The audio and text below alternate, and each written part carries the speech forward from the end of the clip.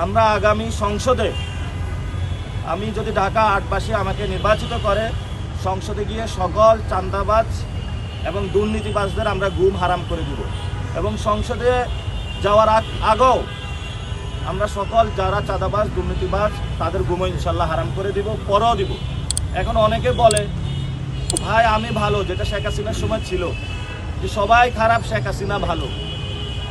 এই যে পল্টনের বিভিন্ন হোটেল মালিকরা ফোন দিচ্ছে, ভাই আমার হোটেল দখল করে ব্যবসা করতেছে, তো ওই মানুষগুলো কি ভূতে এগুলো ব্যবসা করতেছে?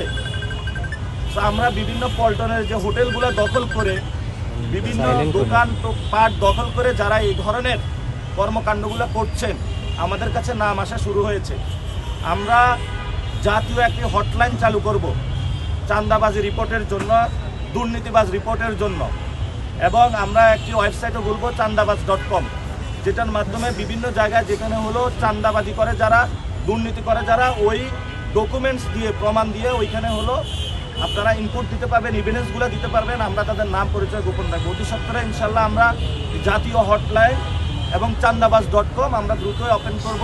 তখন আমরা প্রমাণগুলো নিয়ে, এক গাদা প্রমাণ নিয়ে ওদের মুখের উপরে গিয়ে আমরা বলবো এই হলো প্রমাণ, আপনি রাজনীতি এখন ছেড়ে দেন।